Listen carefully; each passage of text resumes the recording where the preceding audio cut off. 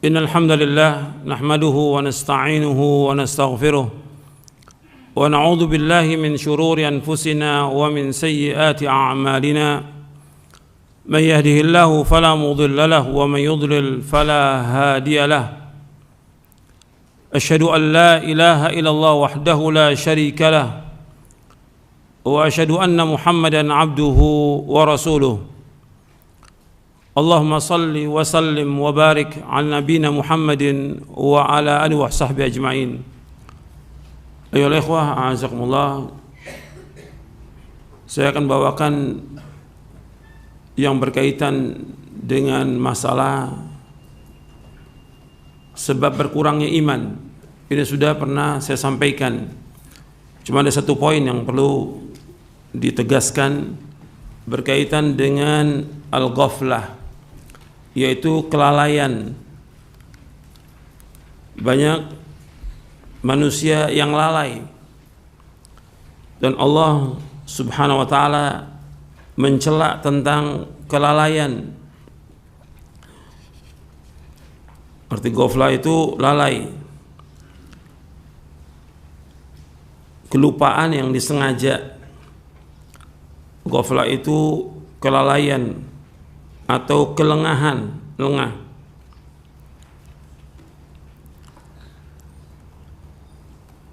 Allah SWT dalam banyak ayat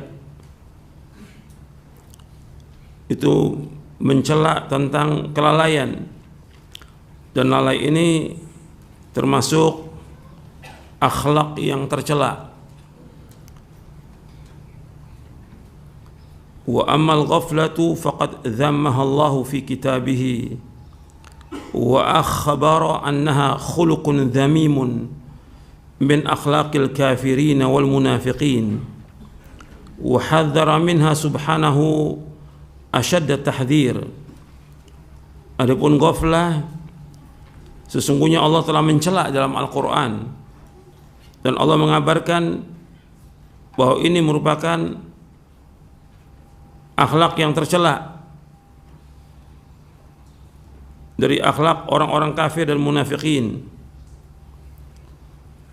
Dan Allah betul-betul mengancam dengan keras tentang ghaflah ini. Jadi ghaflah ini kelalaian yang disengaja atau lupa yang disengaja, karena dia tidak menjaga dan tidak menyadari. Allah Subhanahu wa ta'ala menyebutkan dalam surah Al-A'raf di ayat 179,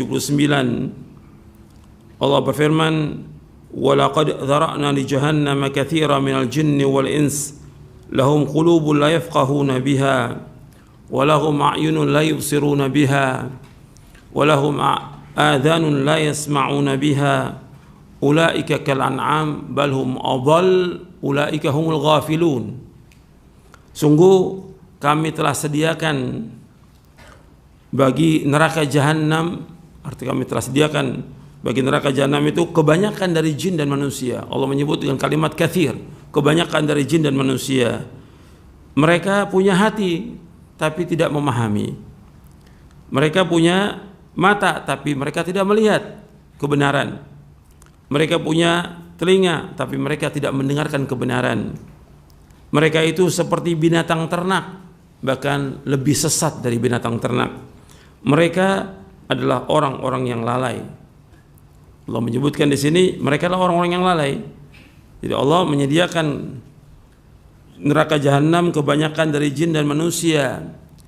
Mereka punya hati tapi tidak digunakan untuk memahami dari apa yang Allah Subhanahu wa ta'ala ciptakan ini. Dan Allah utus para rasulnya, dan Allah turunkan kitab-kitabnya. Mereka tidak berusaha untuk memahami. Dan mereka punya penglihatan, tapi mereka tidak melihat kebenaran. Mereka punya pendengaran, tapi mereka tidak mendengar. Artinya tidak berusaha untuk mendengarkan kebaikan. Mereka punya pendengaran, tapi tidak digunakan untuk mendengarkan kebaikan. Mereka seperti binatang ternak, bahkan mereka lebih sesat dari binatang ternak. Dan mereka adalah orang-orang yang lalai. Makanya penyesalan orang-orang kafir di hari kiamat itu Allah sebutkan di dalam surah Al-Mulk, wa qalu law kunna nasma'u aw na'qilu ma kunna fi ashabis sa'ir. Orang kafir berkata, kalau seandainya dulu waktu di dunia kami mendengar dan kami berakal, kami nggak termasuk penghuni neraka. Mereka punya akal, mereka punya pendengaran, tapi nggak digunakan untuk memikirkan kebaikan, untuk memahami kebenaran dan mengamalkannya, dan juga untuk mendengarkan kebenaran dan mengamalkannya. Mereka nggak gunakan itu, mereka menyesal. Kemudian juga Allah menyebutkan di dalam surah Yunus di ayat 92, wa inna katsiran minan nasi an ayatina laghafilun. Sesungguhnya kebanyakan dari manusia lalai tentang ayat-ayat kami. Ya, tentang ayat-ayat Allah ini ada ayat yaitu Al-Quran, ada ayat kauniyah, tanda-tanda kekuasaan Allah yang disuruh kita untuk melihat tanda kekuasaan Allah agar bertambah iman kita dan kemudian juga kita melaksanakan apa yang Allah perintahkan. Dan Allah menyebutkan di dalam surah Yunus juga di awal-awal di ayat yang ke-7 dan ke-8 Allah menyebutkan innal ladzina la yarjuna liqa'ana waradu bil hayatid dunya wa atma'annu biha wal ladzina hum an ayatina ghafilun ulaika ma'wahumun nar bima kanu yaksibun.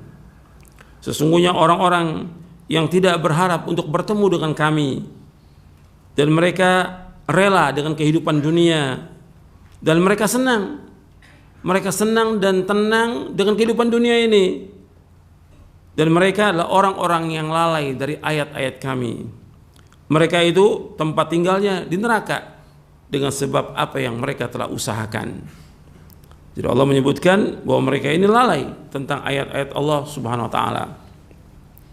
Orang beriman itu ketika didatangkan, dijelaskan ayat-ayat Allah, hadis-hadis Nabi, dia menerima kemudian mengamalkan.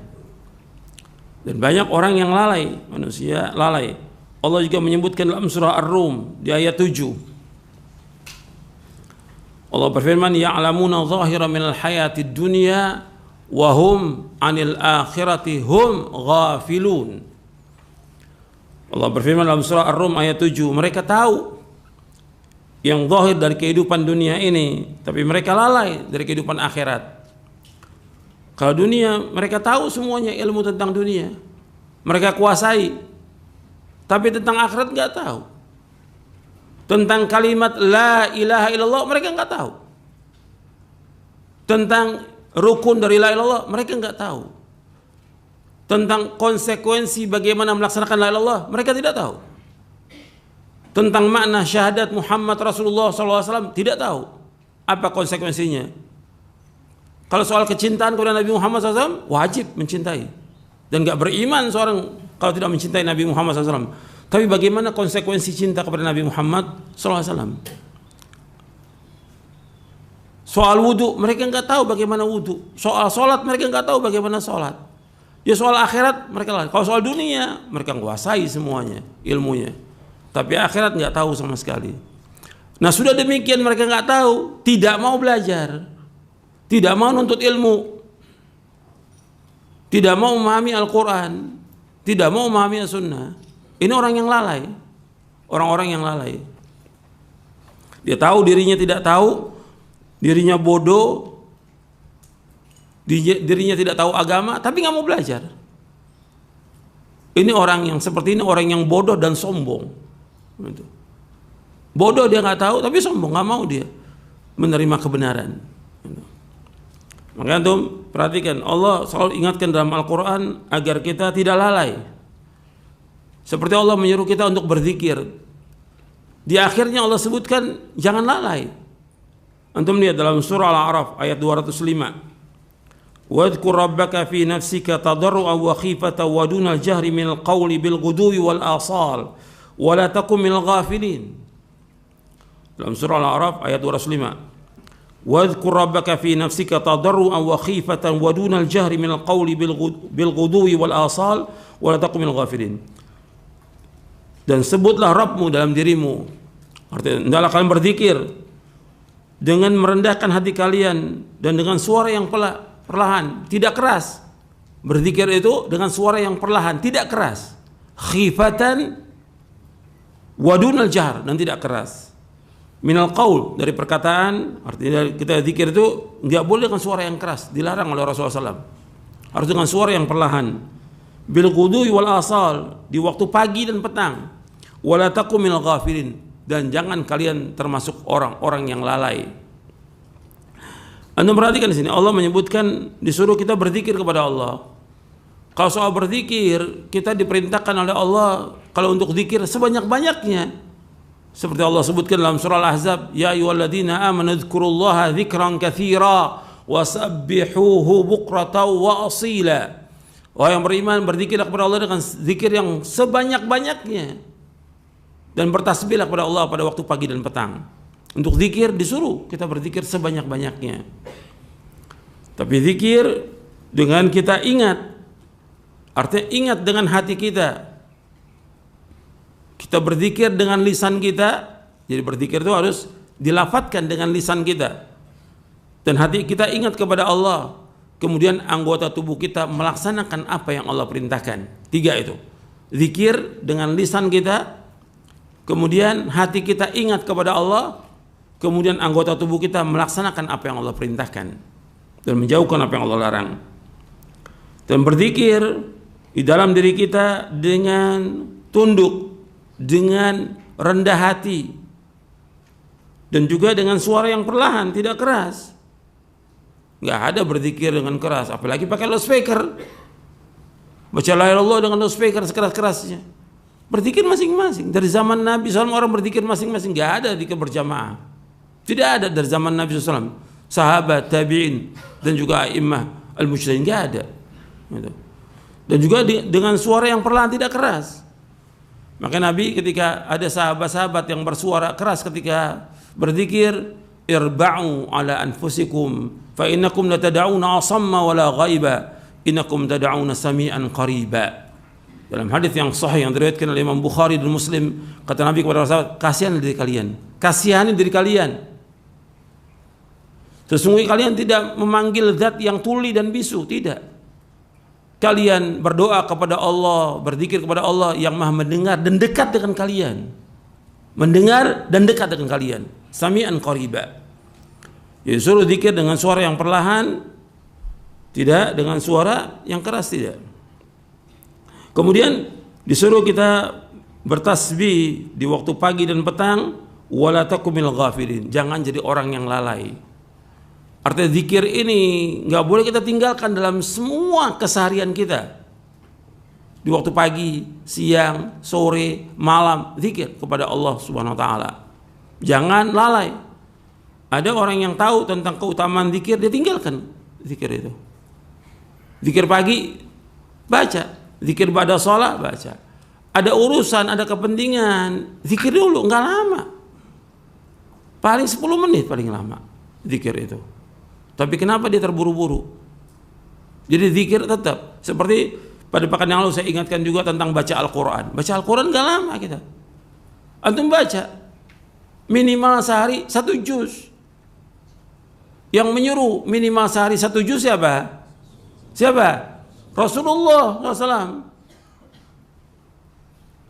Iqra'ul Quran fi syahr, baca Al-Quran 1 bulan, maksudnya hatamkan Quran 1 bulan. Rasul yang suruh. Kalau mampu 20 hari, kalau mampu 15 hari, kalau mampu 10 hari, kalau mampu lagi seminggu, tapi jangan kurang dari seminggu, dari sepekan, kata Rasulullah SAW. Wala tazid ala dzalik. Artinya suruh kita baca Al-Quran. Ketika kita nggak baca, sekarang saya mau tanya kepada antum, Al-Quran termasuk zikir atau bukan? Al-Quran termasuk zikir atau bukan? Zikir. Allah berfirman, "Inna nahnu nazzalna dzikra wa inna lahu lahafizun." Sesungguhnya kami yang menurunkan adzikra, yaitu Al-Quran, dan kami yang akan menjaga Al-Quran.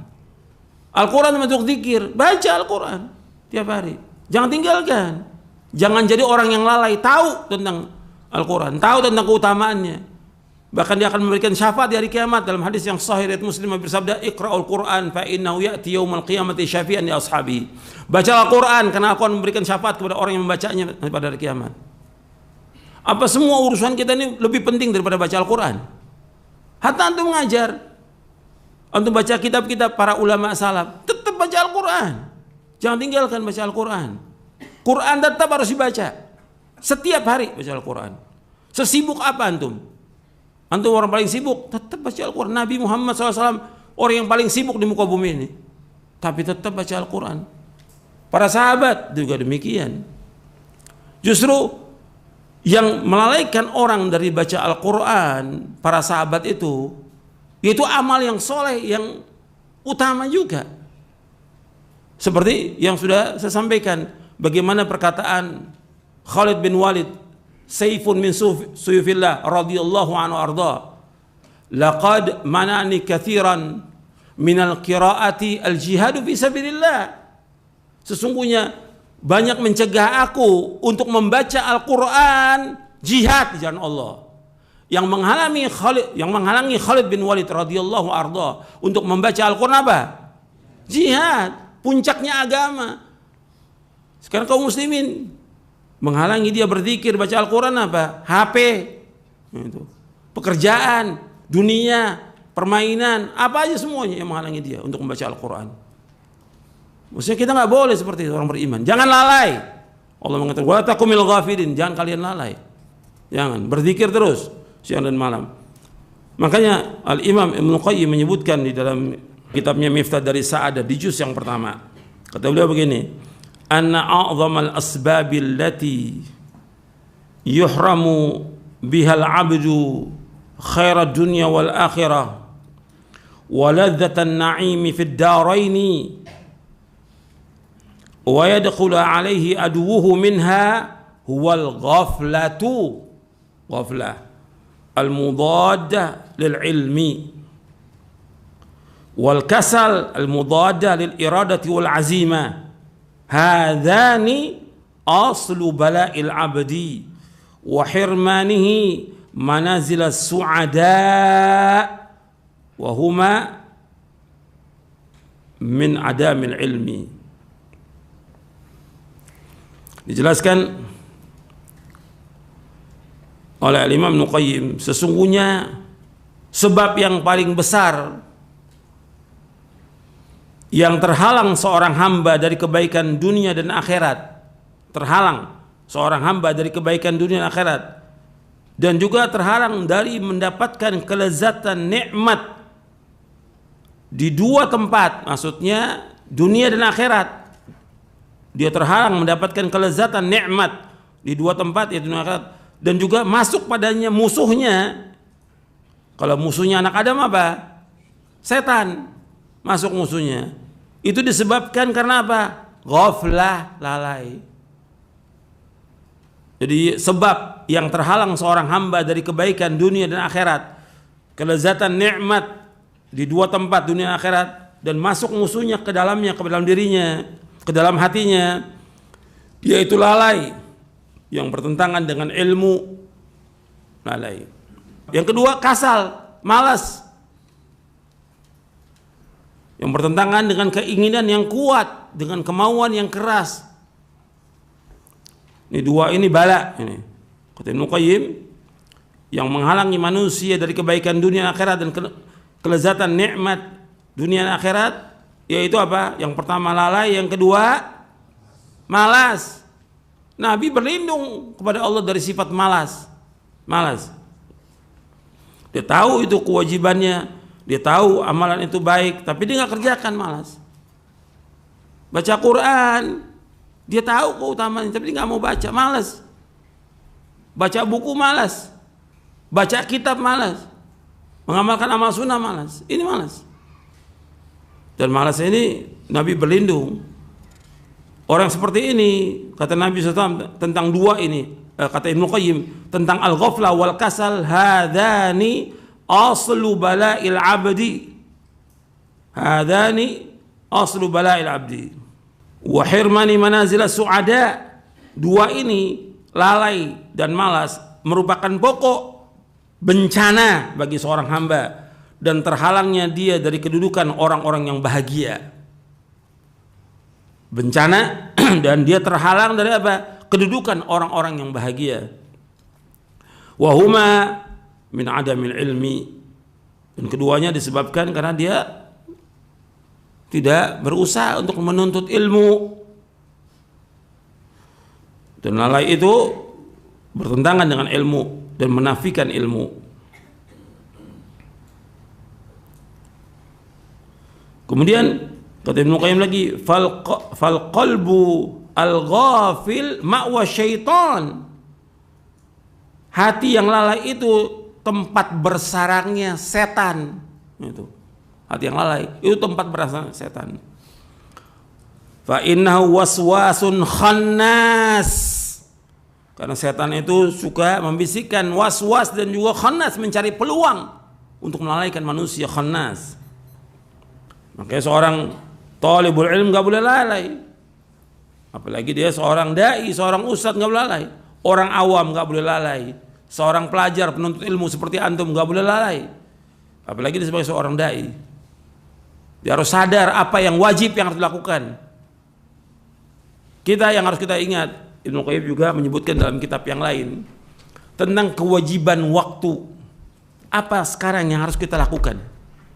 Yang lalu sudah berlalu, yang besok kita nggak tahu apa. Yang akan datang kita nggak tahu. Yang akan datang kita nggak tahu. Sekarang kita adalah hari ini, kewajiban kita hari ini, apa yang harus kita kerjakan. Jangan nanti saya mau baca Quran, insya Allah besok juga bisa, lusa juga bisa. Nggak bisa. Sekarang ada waktu, sekarang baca. Sekarang ada kitab, kita baca, sekarang baca. Sekarang ada amal soleh, kita lakukan sekarang. Nggak bisa besok, nggak bisa lusa. Yang kemarin sudah berlalu, yang kemarin. Yang sekarang hari ini kita, apa kewajiban kita? Jadi orang tahu tentang kewajiban itu, cuma dia nggak laksanakan. Ini namanya apa? Lalai. Tahu keutamaan zikir pagi dan petang, tahu dia.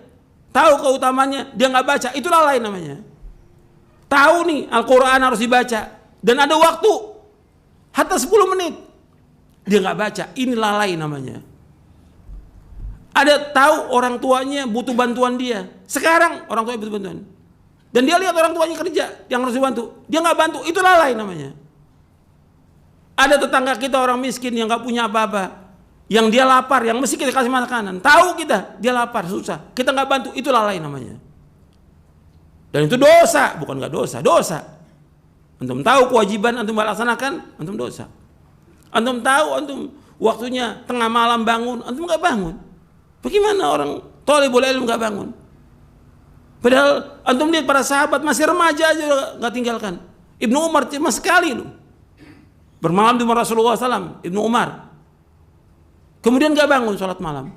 Rasulullah SAW sholat malam, Hafsah sholat malam, radhiyallahu anha, Ibnu Umar gak bangun. Sampai Nabi bersabda SAW dalam hadits yang sahih dari Bukhari Muslim, ni'mar rajulu Abdullah law kana yusalli bil lail. Sebaik-baik orang adalah Abdullah kalau seandainya dia sholat malam. Orang itu adalah orang baik kalau dia sholat malam. Kalau yang wajib udah jelas Pak, pasti yang wajib 5 waktu. Sholat malam. Sejak dengar hadis itu nggak ditinggalkan sampai akhir hayatnya oleh Ibnu Umar radhiyallahu an. Hatta terjadi apa aja tetap dikerjakan. Antum ingat itu, jangan jadi orang lalai. Antum tahu keutamaan sholat rawatib, qobliyah, ba'diyah, antum tahu. Tapi karena kerjaan, karena yang lain, antum tinggalkan. Ini lalai namanya. Antum di situ ketika meninggalkan sholat sunat rawatib, betul sunnah. Yang hilang apa di situ? Yang hilang ketika antum tidak kerjakan, yang hilang apa? Ganjaran dan pahala. Yang Nabi jamin dengan kita mengerjakan 12 rakaat itu dijamin dengan apa? Surga. Surga. Salat malam juga demikian, Nabi mengatakan wasallu bil laili wan nasu niyam tadkhulul jannata bisalam. Salatlah di waktu malam, di saat manusia sedang tidur semuanya. kamu akan masuk surga dengan sejahtera. Begitu sedekah dan yang lainnya, antum tahu keutamaan itu. Keutamaannya setiap hari, bukan hari Jumat aja. Sekarang sedekah Jumat, tiap hari sedekah. Yang menyuruh demikian siapa? Rasulullah SAW. Sampai Nabi bersabda dalam hadis yang sahih, "Ma min yaumin yusbihul ibadu fi illa malakani yanzilani fayaqulu aduma Allah ma'ati munfiqan khalafa wa yaqulu al-akhar Allah ma'ati mumsikan talafa." Ini riwayat Bukhari wa Muslim. Kata Nabi SAW, setiap hari, setiap pagi 2 malaikat turun. Yang satu berkata, "Ya Allah, gantikan orang yang infak hari ini." Yang satu berkata, "Ya Allah, hancurkan orang yang tidak infak hari ini." Setiap hari itu yang Nabi suruh. Tidak dikhususkan pada hari Jumat atau yang lainnya. Setiap hari sedekah itu. Begitu juga yang lainnya, amal-amal soleh yang lainnya. Makanya ketika dia lalai, maka dia terhalang dari apa? Dari ilmu. Itu diantara yang disebutkan oleh Ibnu Qayyim, jangan lalai dan jangan malas. Nabi berlindung kepada Allah dari sifat apa? Malas. Al-kasal, nggak boleh malas. Seorang penuntut ilmu nggak boleh malas. Dia harus semangat terus. Kita harus punya himmah aliyah, semangat dan cita-cita yang tinggi. Karena tujuan hidup kita adalah sorga, bukan dunia. Dunia nggak ada arti apa-apa. Itu perhatikan. Mudah-mudahan yang saya sampaikan bermanfaat untuk saya dan untuk sekalian. Wassalamualaikum Muhammadin sallallahu alaihi wasallam. Subhanakallahumma bihamdik asyhadu an la ilaha illa anta astaghfiruka wa atubu ilaik. Assalamualaikum warahmatullahi wabarakatuh.